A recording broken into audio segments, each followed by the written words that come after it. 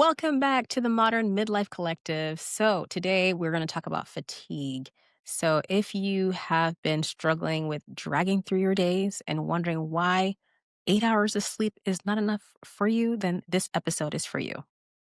That's right. We are here to tell you that chronic fatigue in your 40s or 50s or beyond is not just part of normal aging. It's your body waving the red flag saying, help me. Let's decode this. Absolutely. So, we're going to talk all about why you're always tired and then break down what the top causes of this that sometimes gets overlooked, especially for women in midlife. So, let's get into it. Yeah, absolutely. It is overlooked, or I guess we should say not validated or Mm. dismissed. Fatigue is the most common but least validated complaint we hear. I'm sure we both hear from women that are in perimenopause and beyond. And it's often dismissed just saying, oh, you're doing too much, or you just need to spend more time on yourself, when this issue is really multifactorial. I will say in my practice, the typical woman that comes in is in her, let's say, 40s or 50s, and she's not sleeping well. So even if she knows she needs rest and she has time for it, she is not sleeping well. She is also very busy. So she's caring for her kids. She's probably caring for aging parents or family members. She's working and she probably doesn't even have time to eat well, or eat well and eat the right food. She probably doesn't even have time to do that sort of thing. But she doesn't necessarily eat poorly either. And despite not eating poorly, she is putting on weight. So she is either not feeling motivated enough to exercise, or she's exercising probably too much because of this weight gain that she's putting on. And then when she does try to sleep, she may be having night sweats that wake her up, and then her bed is wet and she has to cover it with a towel. Or maybe she just, wakes up because she's warm and so she's just throwing off some covers. She's not sweating, but even though she's waking up, that's still disrupting her sleep.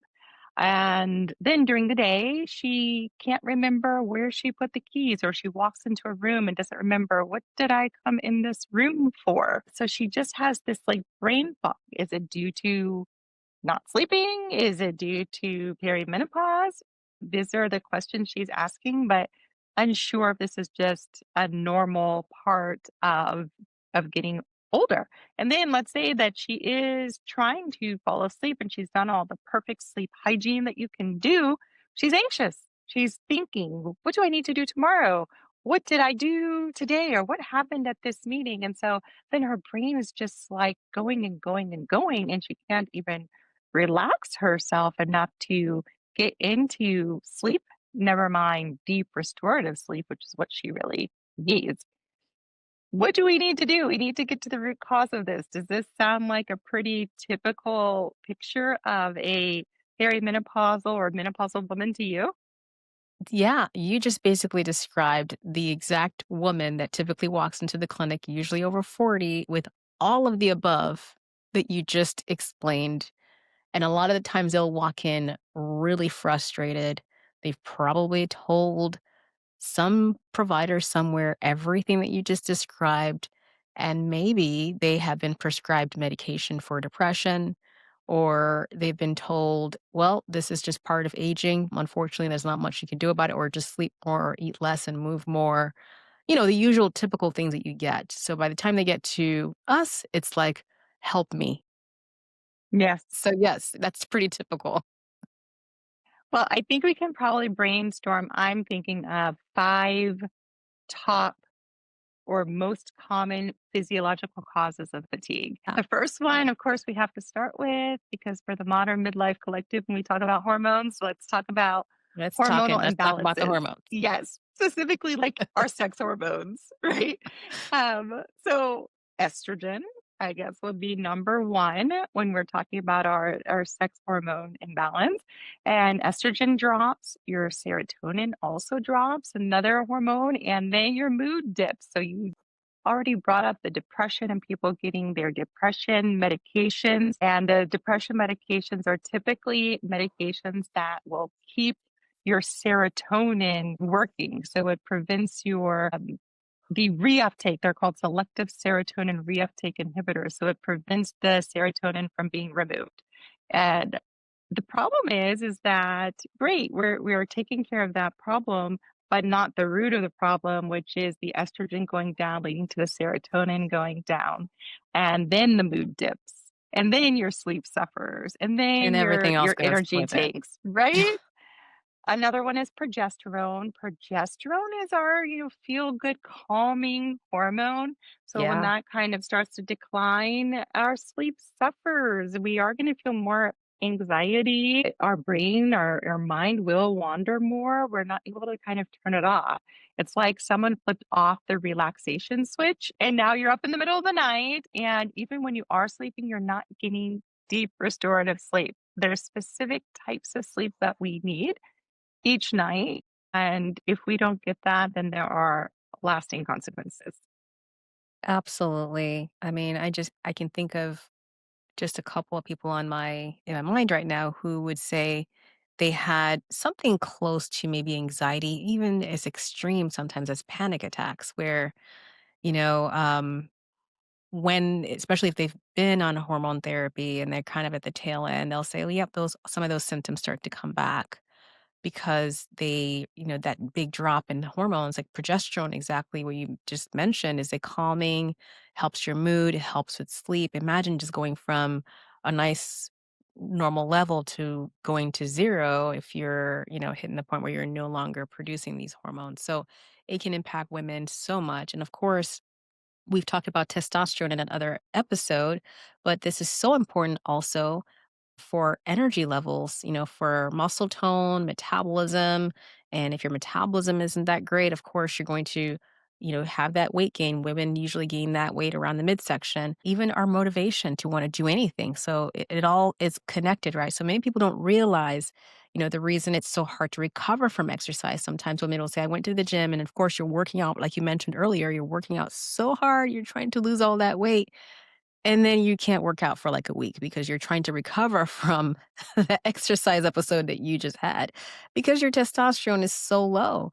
So, they feel so sore. They're not as, the recovery takes so much longer. Maybe they used to run marathons and it's just, they can't do it.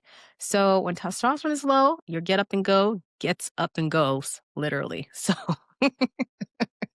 I love that. It's funny, but also not funny. it's not funny, but but that's exactly what happens.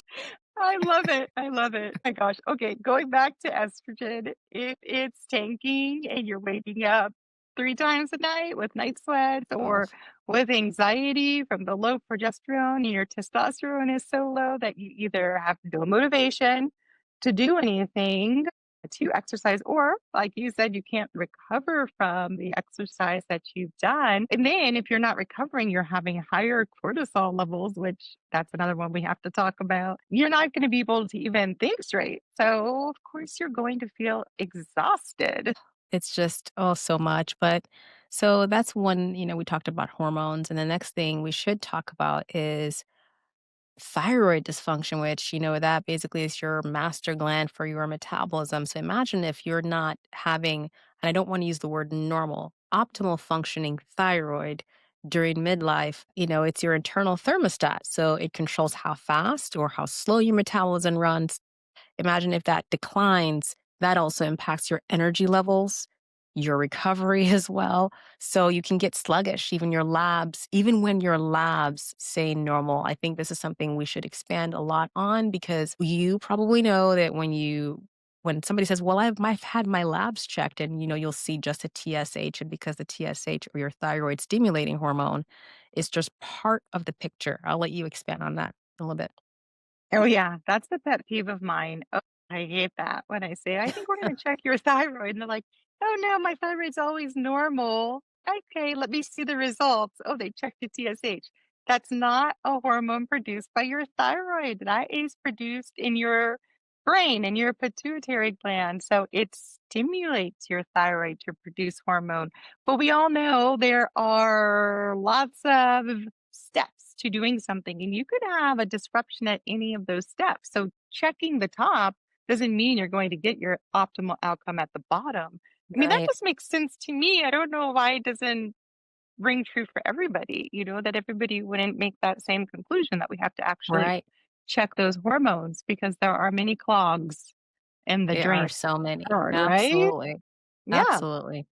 Yeah, if your thyroid isn't if you're just checking the TSH like you talked about that's produced in the brain and you're not seeing what's happening at the organ level and where it actually is supposed to be functioning so that your tissues are getting the benefit is where the problem is. So like if your T4, which is one of your hormones that converts into the active T3 is actually what your tissues really need. So if that's missing, maybe because you have some minerals that are not available for your hormones to convert from T4 to T3, that could be the problem. You may not necessarily need the active thyroid, the T3, but maybe you just need to optimize your nutrition, or maybe you need to get some supplements to help, like selenium and zinc. These are really important for hormone conversion. So it's like having a full tank of gas, but no key. There's no ignition. There's nothing to help it go.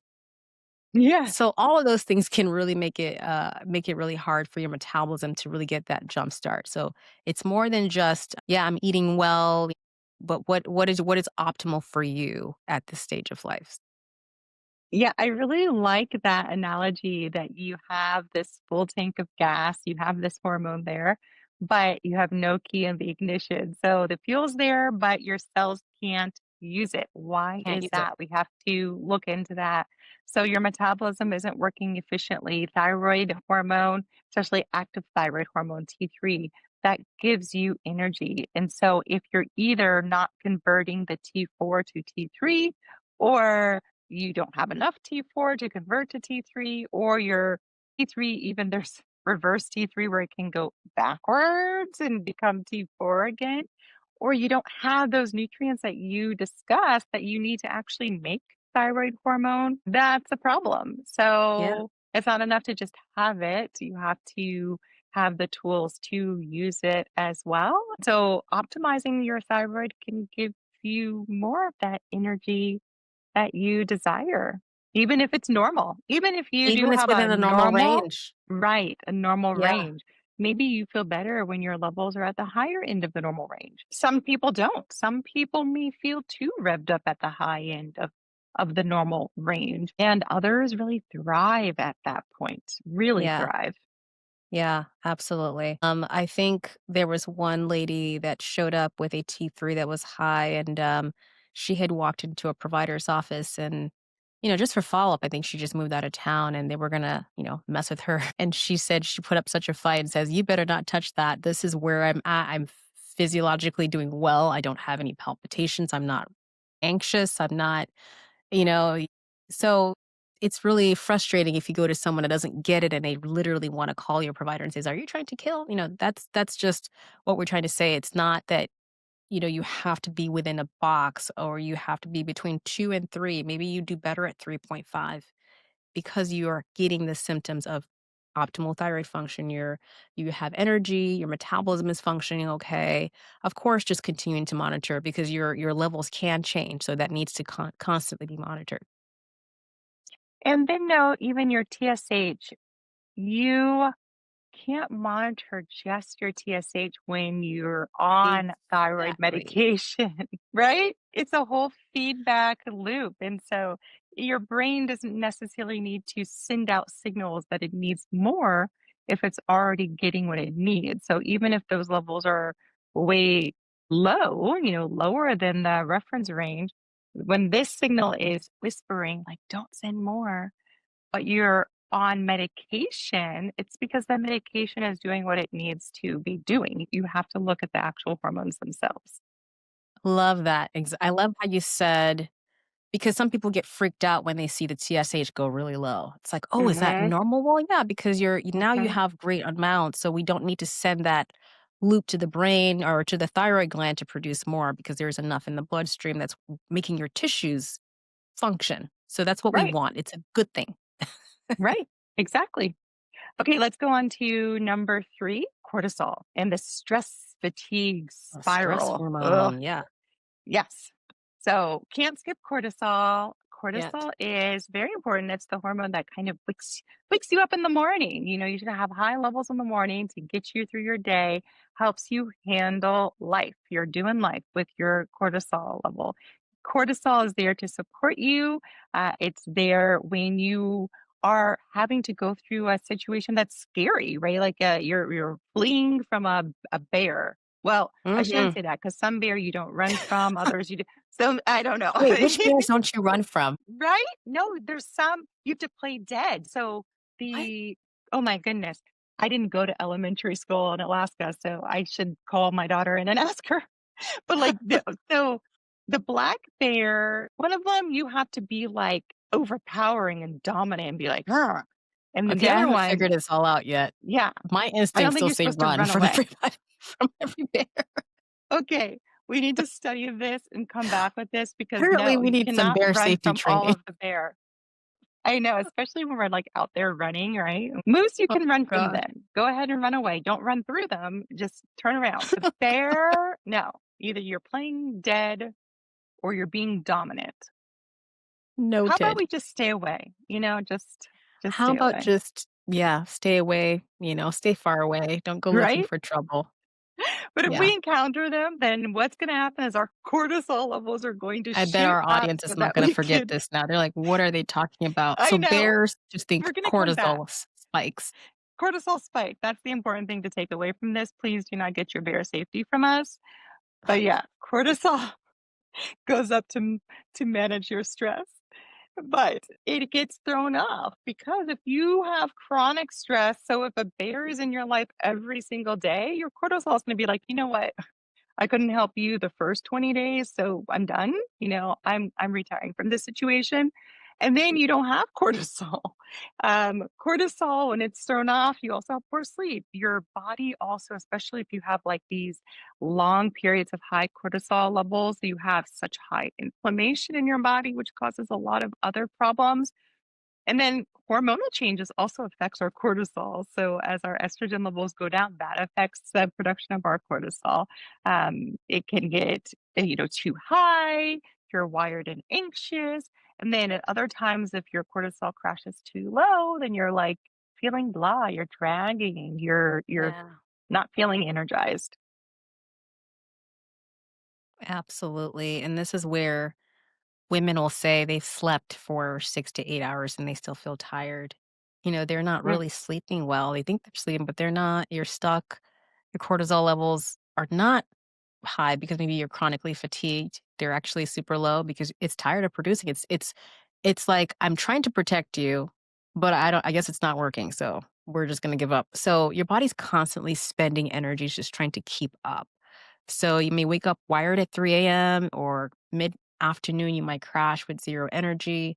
So it's not you necessarily, or maybe there's some lifestyle things that need to really be adjusted.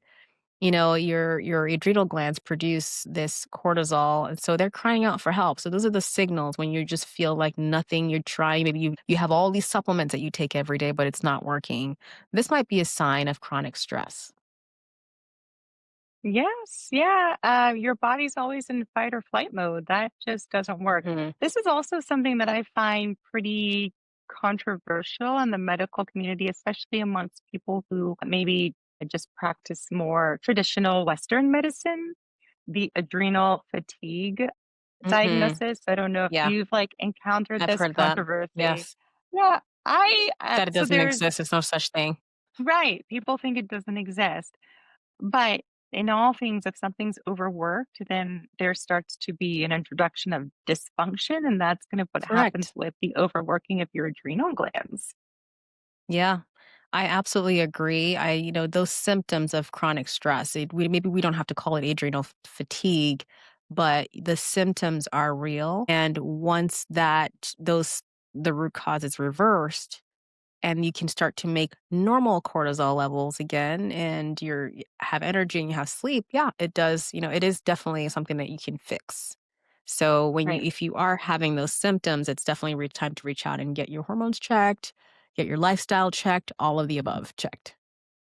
And it's not a quick fix either with that. Mm-mm. Takes It time. takes dedication. Yeah. Hmm. Hmm. Yeah, absolutely.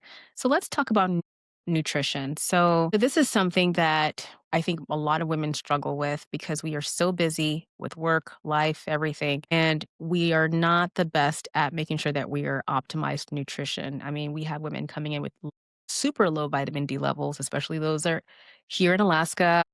B12, magnesium, these are all elements, that are needed for thyroid conversion, for iron, for your, for blood, for all these things are missing. So it's nice to have them, but they're really important for energy, for mitochondria. Your mitochondria is the powerhouse of your cells. So if you don't have these nutrients, then of course you're going to be exhausted, right?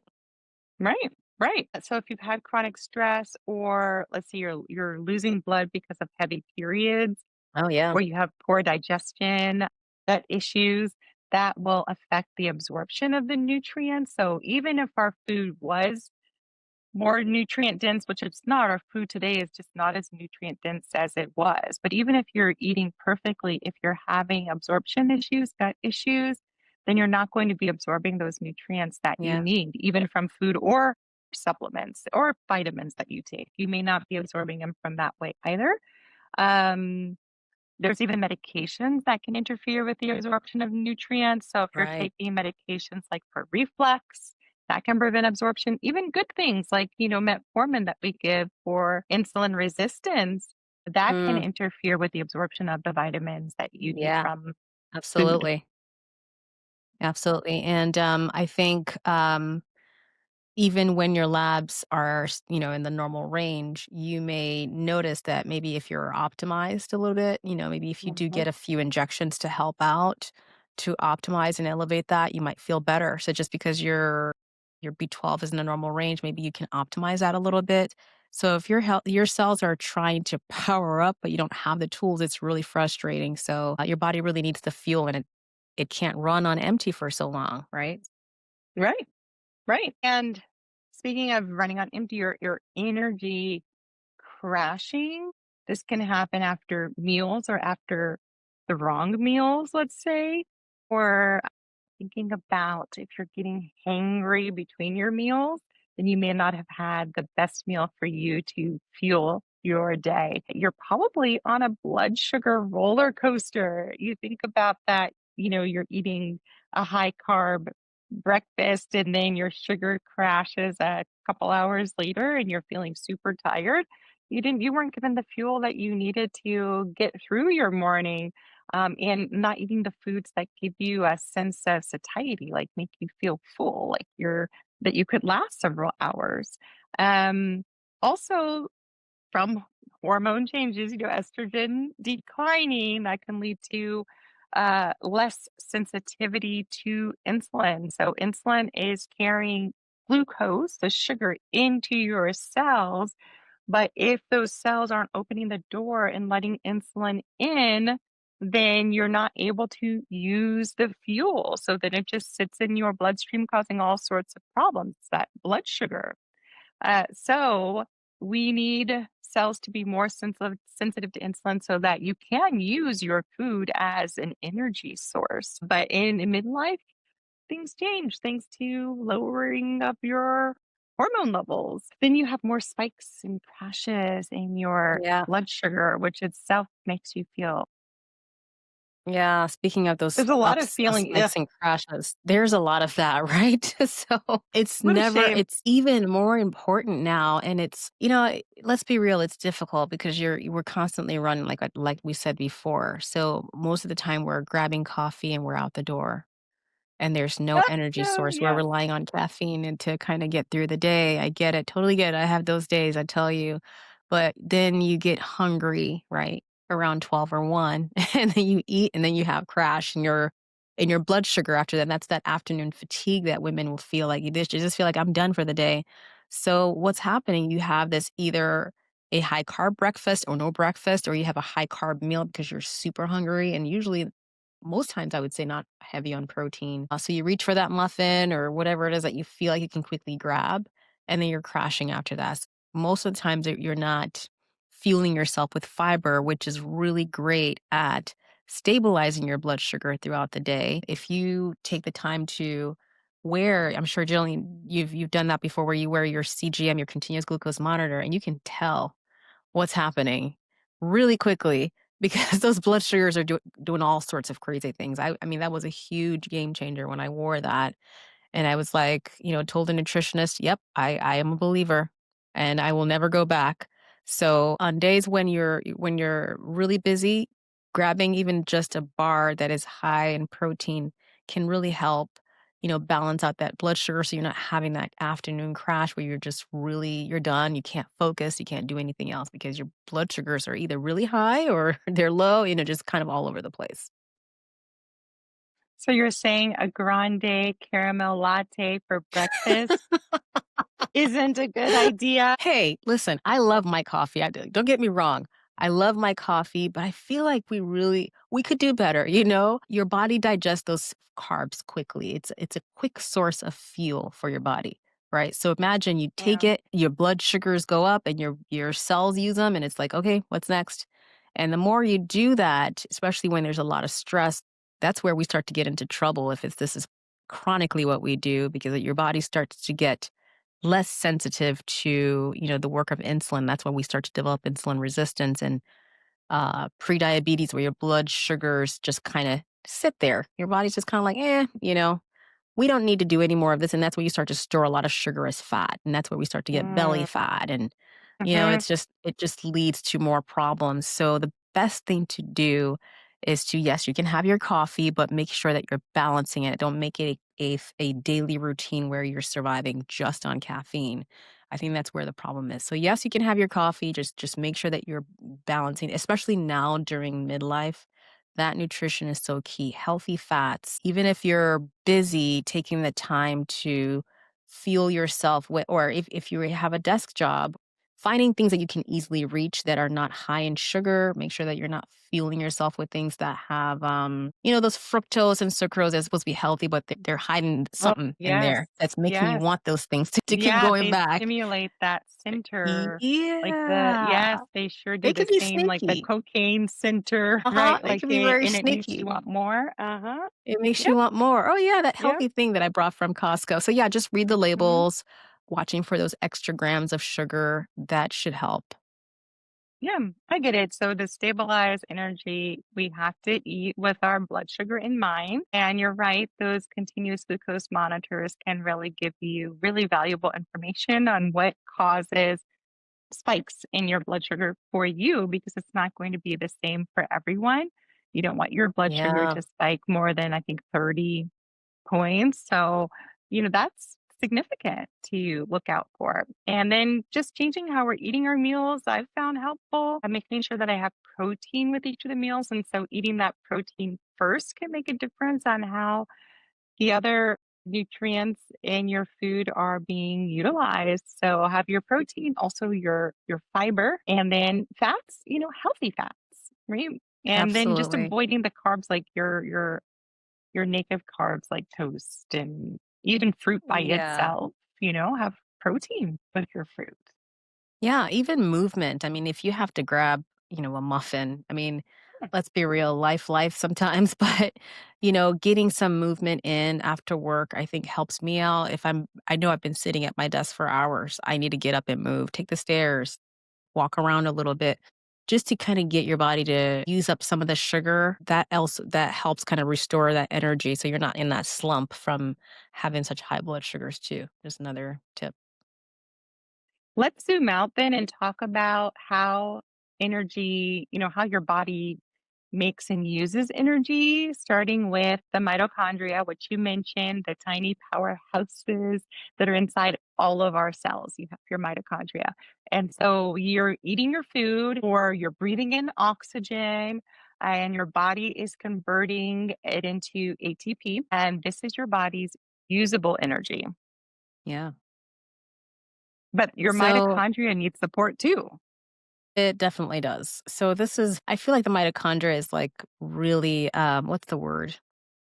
I want to say bougie. It's like it doesn't want just any Yeah, kind of energy. that's right. It needs the good stuff. It needs vitamins, B vitamins, magnesium, CoQ10, L-cart. I mean, there's so many different vitamins that it needs. So these are, they need it for steady fuel. So that's why Yeah. when you rely heavily on carbs, that it's not sustainable, right? Because it's just empty calories. So it needs vitamins, yes, but it also needs it does, doesn't thrive on high cortisol, Mm. low inflammation. So we, as Dr. Jill mentioned, where you're constantly stressed out, you're in a constant inflammatory state, whether that's in your gut or whatever. So it really needs a balance of all of this for it to function. So that's what I mean that it can be very selective. Like if you want, hydration, even making sure that you're staying very hydrated, your cells need that. This just brings up so many other things that we could talk about. It would take so long and they could each be a separate program because Yeah. really that does bear repeating is that the energy production systems that we have, they thrive in low stress environments, low inflammation environments, low blood sugar environments. But in midlife, our life is anything but. We often have nutrient deficiencies. And like we said, it could be from medications that you're taking. It could be from a lot of gut issues that people are struggling with. It could be because you're not eating the right foods or you're not taking supplements. So many things, right? And then our Right. bodies are often loaded with stress just because we're lifing. Our sleep is broken. So we're not having that time that we need to recover. Like during sleep, your body is very active. Your body is working to restore, to fix things. And so, if we're not getting sleep, we're not able to do that. We also have a lot of inflammation that happens, whether it's from nutrients being low or not having enough sleep or not having the hormones. This is all sounding really depressing as I'm saying, but it's not. There's hope. There's hope. We can fix There all is hope. these things. We That's why really we're here. can. Yes. So, yeah, when our mitochondria start to slow down, we can speed it up again. Like we have so much power in our cells, even without, medication, some things to fix these problems that occur or start to occur. So, antioxidants, right? Just helping to clear our body from toxins, from using our food as fuel, using our food to detox our environment, eating things like berries and leafy green vegetables, anti-inflammatory foods make a huge difference. But we don't see like changes right away. You start to feel better. You start to notice maybe you have less bloating after meals, or maybe you do have a better sleep that evening. But the changes are so gradual that sometimes people may give up thinking it's not helping before they actually get to Yeah. like the promised land, really. Yeah, absolutely true. And that's why, when you go on an elimination diet, for example, you ever tried an elimination diet where you kind of eliminate certain things that may be triggering? It's amazing how your body starts to kind of feel really bad from not, from eliminating those things, whether it's caffeine, whether it's maybe an offending food that's causing inflammation. And once those things are removed, it's almost like a detox process, and I'll have some clients say, "I just feel awful." But then I start to feel better because you're getting rid of all of those things that are causing you to feel sick and tired. And Yes. once you remove those things, your body starts to feel better, your energy's better, your mood is better, your brain fog clears.